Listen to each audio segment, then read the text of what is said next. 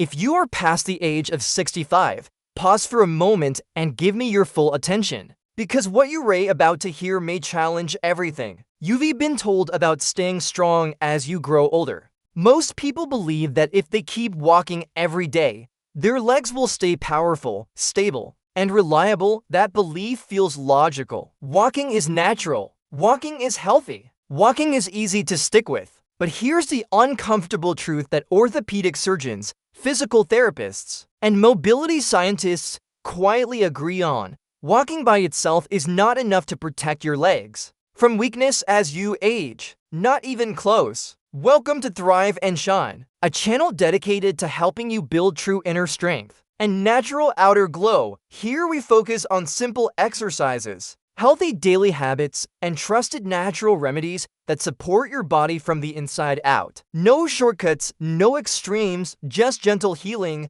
growing confidence, and lasting wellness. If you want to feel energized, age gracefully, and shine from within every day, you're in the right place. Subscribe to Thrive and Shine, and let's grow healthier and brighter together. If walking alone truly preserved leg strength, then older adults who walk daily wouldn't struggle to push themselves up from a chair. They wouldn't grip railings when climbing stairs. Their knees wouldn't feel shaky after standing for a few minutes. Their balance wouldn't disappear the moment they step onto grass, gravel, or an uneven sidewalk. Yet these problems are everywhere. Surgeons see them week after week. Patients proudly say they walk every single day, sometimes for long distances. Yet their muscles continue to weaken, their balance keeps declining, and their risk of falling rises year after year. The reason is simple, even if it's rarely explained. Walking only activates a limited portion of the muscles in your legs. It mainly uses the same shallow movement patterns over and over again. It does not challenge the muscles that aging targets first and fastest. The deep stabilizers, the power muscles that lift you, steady you, and protect you when something unexpected happens.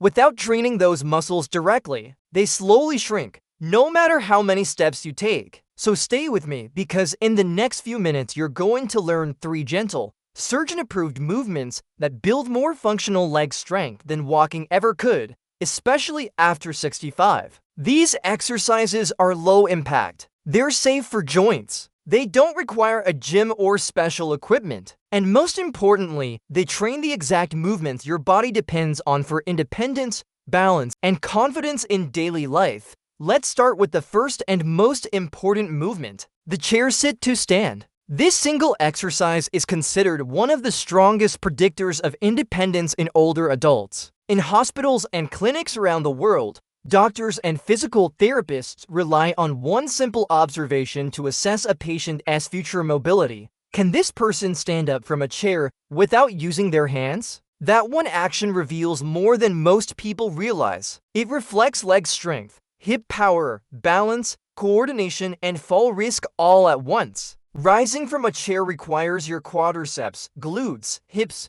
core, and the small stabilizing muscles around your knees and ankles to work together in perfect timing. Walking barely challenges this system. Standing up does. Think about how often you perform this movement every day. Getting out of bed, standing from the toilet, rising from a couch, getting out of a car. If this motion becomes difficult, life quietly starts shrinking. You sit longer. You avoid low chairs. You hesitate. You rely on armrests or other people. That loss of confidence is often the first step toward losing independence. Here's how to do it safely. Sit on a solid chair with your feet about shoulder width apart and flat on the floor. Scoot forward slightly so your weight is centered. Lean your chest forward just enough to shift your balance over your feet. Then press through your legs and stand up. Try not to use your hands. Once you're standing, pause for a moment, then slowly lower yourself back down under control. Aim for 8 to 12 repetitions.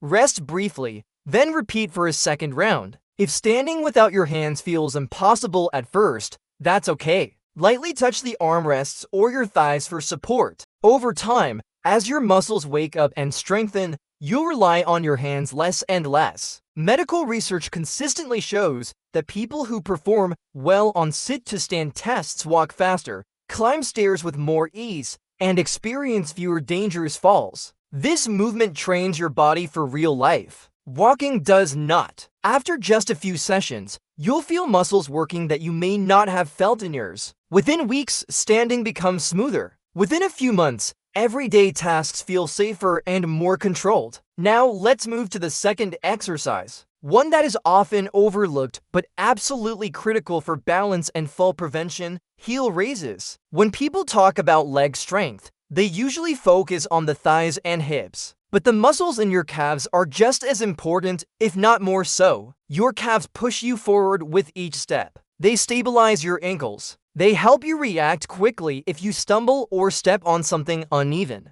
When calf strength fades, walking slows down, balance weakens, and the risk of falling rises sharply. Here's something most people don't realize. After the age of 65, calf muscles tend to shrink faster than many other muscles in the body, and casual walking does not activate them strongly enough to stop this process. That's why specialists sometimes refer to the calves as a second heart. They help pump blood upward and provide the power and stability needed for confident movement. To perform heel raises, stand near a wall, countertop, or sturdy chair so you can lightly hold on for balance. Slowly rise up onto the balls of your feet, lifting your heels as high as you comfortably can. Pause at the top for a brief moment, then lower your heels back down slowly and, with control, start with 12 to 15 repetitions. Rest, then repeat for 2 or 3 sets. The key is control, not speed. Walking typically uses only a fraction of your calf strength.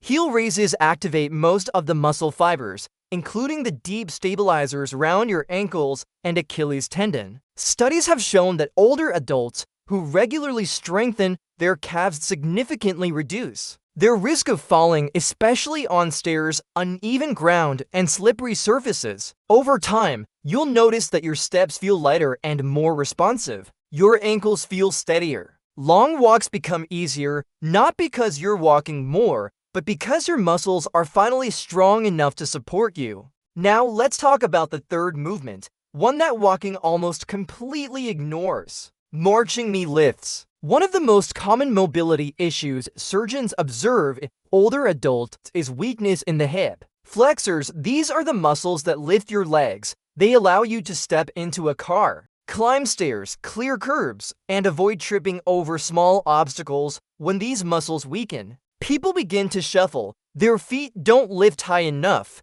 Their stride shortens. Their balance suffers. Walking does very little to strengthen hip flexors. That is why many people who walk daily still struggle with stairs or stepping over even low objects. The muscles simply aren't being challenged enough. To perform marching knee lifts, stand beside a chair or counter and lightly hold on for support. Slowly lift one knee toward your chest or as high as feels comfortable. Keep your posture tall. Lower the leg back down with control. Then switch sides. Aim for 10 to 15 repetitions per leg. Complete 2 rounds. This movement strengthens the muscles responsible for lifting your feet and stabilizing your pelvis. It retrains your nervous system to pick your feet up higher, which dramatically reduces the risk of tripping. If this exercise feels surprisingly difficult, that doesn't mean you're failing. It means these muscles have been underused for a long time. With regular practice, confidence returns, your steps become more deliberate. You feel more in control of your body's movements. Now let's address the bigger picture.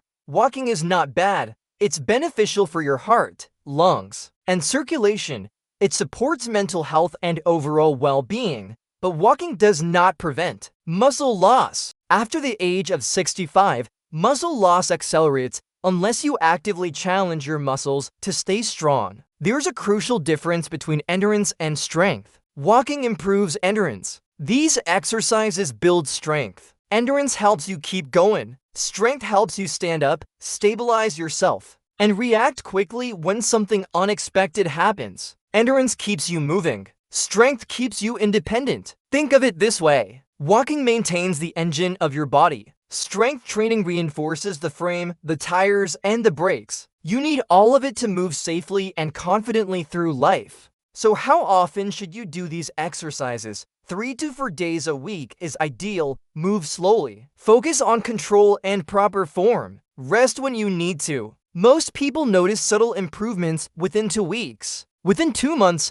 daily activities feel noticeably easier. Within 3 months, balance improves, walking feels more secure, and the fear of falling begins to fade. And finally, let me say this clearly. If you feel like you're too old to start, you're not. If you feel too weak, you're not. If you think it's too late, it isn't. Muscles can strengthen at any age. Research confirms this, and therapists see it every day in people in their 70s, 80s, and even 90s. Your body hasn't failed you. It simply hasn't been given the right signals. Walking sends one signal. These movements send the missing ones. Practice them consistently. Do them safely. Be patient with yourself. Strength returns gradually, step by step, day by day. Your independence is built on your legs. And what happens next depends on what you choose to do today. Remember, real change comes from small, healthy choices repeated every day. If today's video helped even a little, imagine what staying connected can do over time. Subscribe to Thrive and Shine for simple exercises,